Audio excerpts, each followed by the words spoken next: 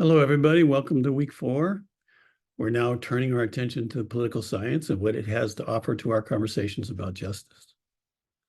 So far, we've been focusing in this course on outcomes for justice. Are inequalities of wealth, power, opportunity, etc., ever just? If not, what is our duty? In your introductions posted in week 1, many of you said justice was about people getting what they deserve. This approach puts you right in the mainstream of moral reasoning, going all the way back to Aristotle, Plato, and Socrates in ancient Greece. Each of them built their theories of justice around what people get, wealth, privilege, status, etc. They all built their theories around people getting what they deserve. But there's a catch.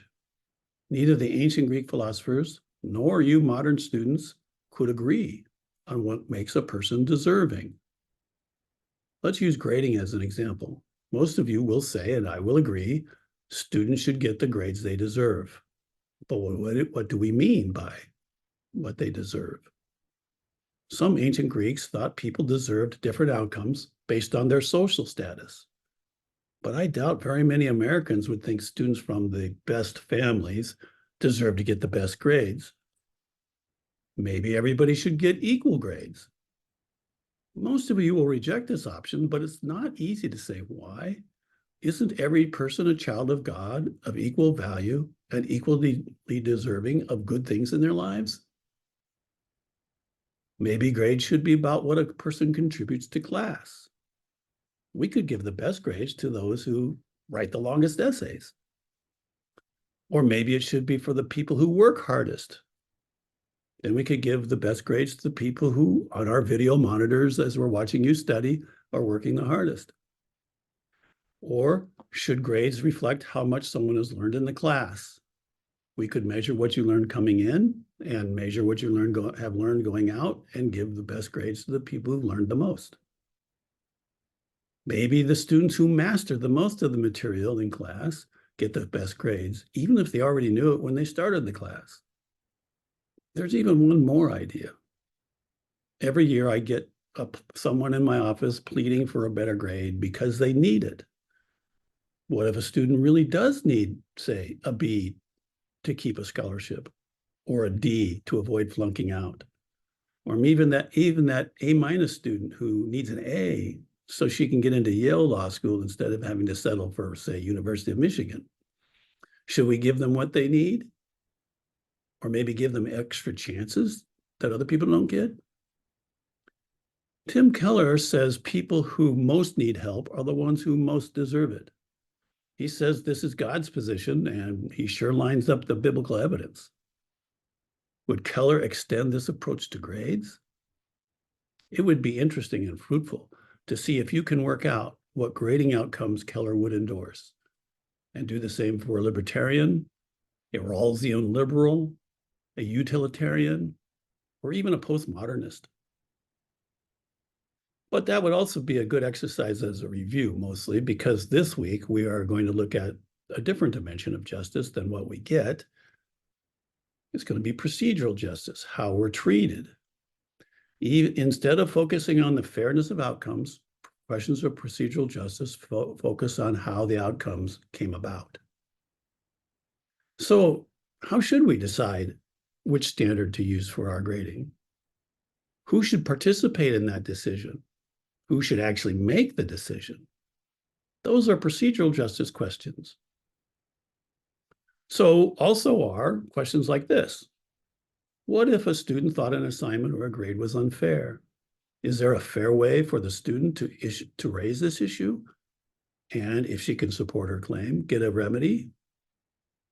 Or what if the professor suspects that students are plagiarizing, using AI or to generate an essay or some other form of cheating? By what process can the professor hold the students accountable? As eminent political scientist Robert Dahl put it, political science is the study of 3 questions that we are raising. Who participates in key decisions?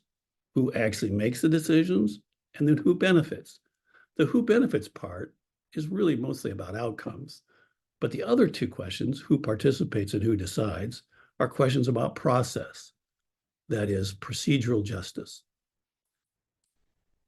A political science studying our class, which it could do because we are a decision-making group, that is, we are a polity, the political scientist would notice that Alice and I have designed the syllabus.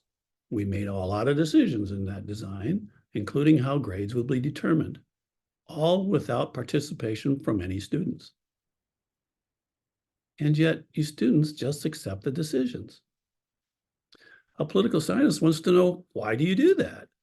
Why aren't you all chiming in with your own views? Why aren't you demanding a vote on issues syllabic? Why aren't you picketing outside Robin Baker's office? There are many possibilities, but I want to focus on 4. Scenario A, you don't like this class, you don't want to work in it, but you feel hopeless about changing the situation. We would say you lack a sense of political efficacy. You endure this class as it is because you don't think it's likely you can change anything, or even if you could change it, it wouldn't be worth the effort. Scenario B overlaps with scenario A. You may be the victim of coercion. The cost of noncompliance is so high, it leaves you no choice but to go along with the rules we've made. Even though no professor in the history of George Fox has ever killed, imprisoned, or as far as I know, spanked a student for not doing the homework, you are stuck. You have to take this course to graduate, and not graduating is not an option. In scenario C, you recognize professors deserve to be obeyed in their classroom matters. We have the credentials and have demonstrated our good judgment and effectiveness as college teachers, so you recognize us as the best people to make decisions about the class, including about how we'll grade. In scenario D, you acknowledge we deserve to be obeyed for a different reason, because you consented to join the class, and the terms were adequately clear about the respective roles of students and teachers. Having accepted the role of student when you entered, it would be wrong to upset the system everyone has agreed to and is counting on. The difference between the first 2 scenarios, your lack of political efficacy and the sense of being coerced, and the second 2 scenarios, your acknowledgement that the professors inherently deserve to be obeyed and that you consented to this arrangement. The difference is the difference between authoritarian coercion for the first 2 and authoritative legitimacy for the second 2. A legitimate authority can tell you what to do, at least about some things, and you feel, or you should feel, justly obligated to do it. Notice something here. It is a lot harder to get people to comply if all you have is authoritarian coercion. When people do not see you as legitimate, you have to spend a lot of resources on policing the populace and forcing compliance. But if you have legitimacy in the eyes of the people, they are likely to comply voluntarily and use their influence to convince others to comply voluntarily too. This concept of legitimate authority resonates in Christian thinking. God is the creator, the omniscient and all-loving Lord, and the one who gave each of us a loving gift, life. So God is the ultimate legitimate authority. And maybe some humans have legitimate authority over you in spiritual and moral matters as well. People have wondered about where legitimacy comes from as far back as recorded history goes, and probably further. The first people to wonder about this were not academics or philosophers. They were leaders worried about whether the group would continue to follow them. Some groups follow a leader because otherwise he or his goons will beat them up. This is pure authoritarianism, however, and it isn't a great way to run things. The decision rule for who gets to lead is whoever can win a fight with any of his challengers. This is an extravagantly wasteful system. Experienced leaders get killed, as do many aspiring leaders. All that human capital is destroyed. Even though if the losers of the leadership battles are allowed to survive, their contributions are usually suppressed, often for a minimal gain in leadership strength. And being the biggest and toughest isn't a very good indicator of being the smartest, let alone the wisest. However, we shouldn't dismiss this approach entirely.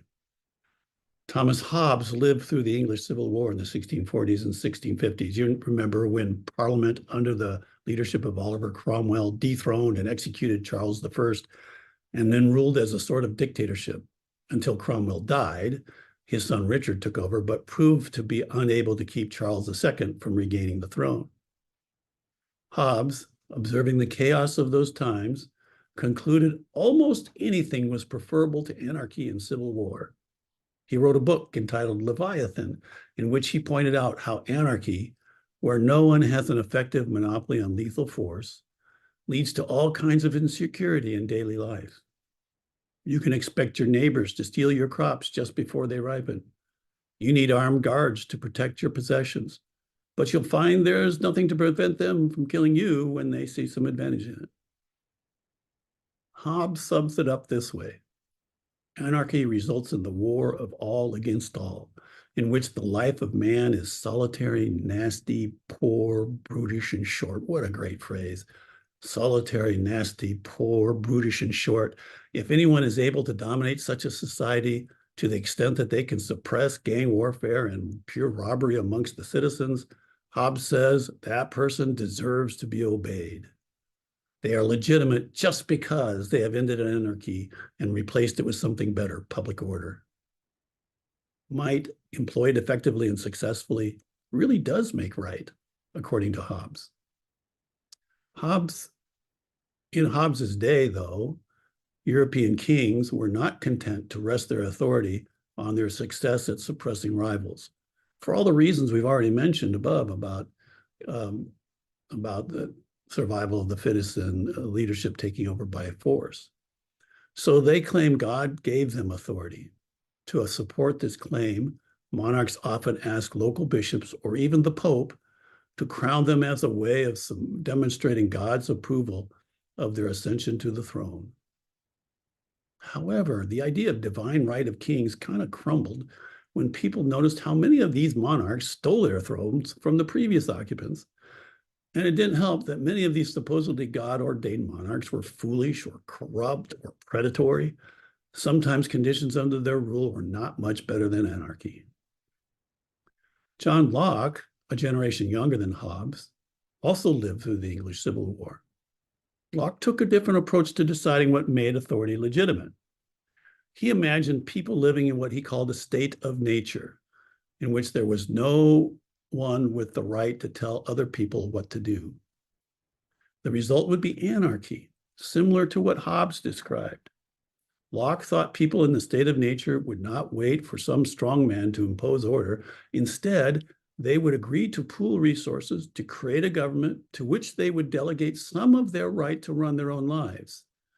The government would be given authority to establish public order, punish those who disrupted it, provide some basic public facilities and services, and then tax the citizens. All of this would be incorporated in a social contract to which every citizen would consent.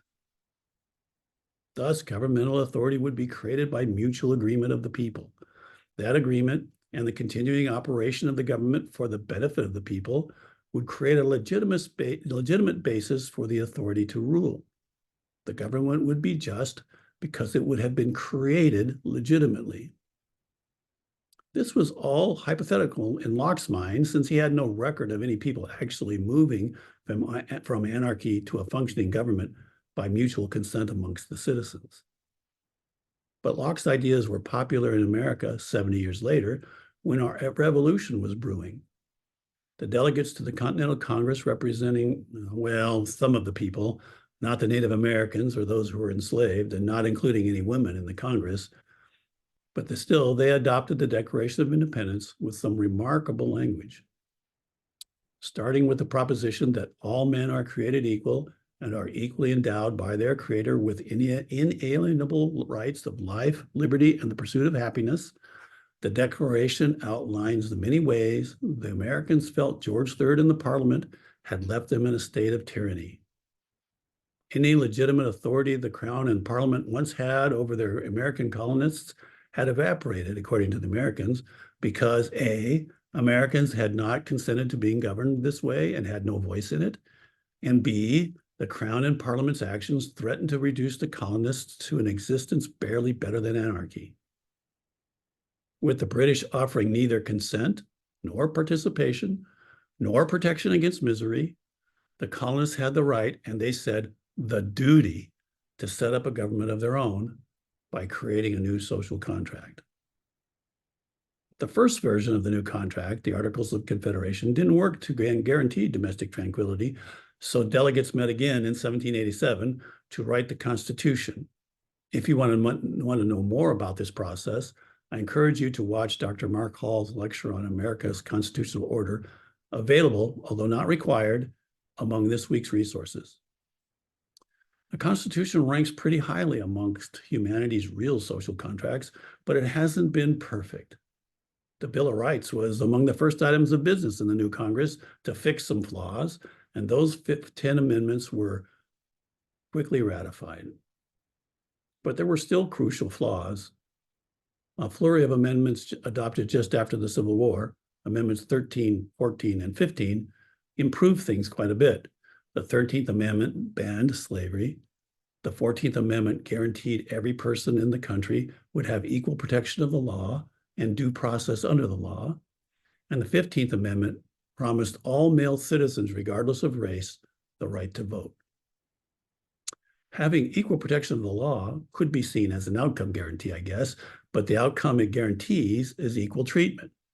If your house is on fire, the trucks will come to put it out the same way as they would anybody else's house. If you have kids, they will be as welcome in the local public school as anybody else's kids. It's not a guarantee the fire will be put out or that the kids will graduate with honors. So it's not strictly an outcome guarantee, but it's an opportunity and protection guarantee, addressing how the government will interact with you. People will be there to give you the same chance everybody else gets and to offer the same protection everybody else gets, but not necessarily to guarantee the same result everybody else gets. By contrast, the due process clause is a straightforward process guarantee, applying equally to everybody.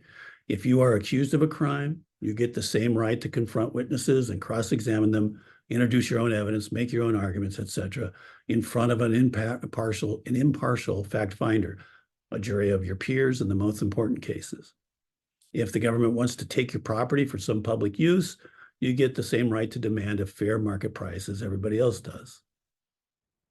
Do these procedural guarantees matter from an outcomes perspective?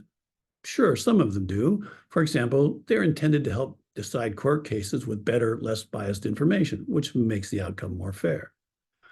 But the most important aspect of due process is probably not the better outcomes it produces.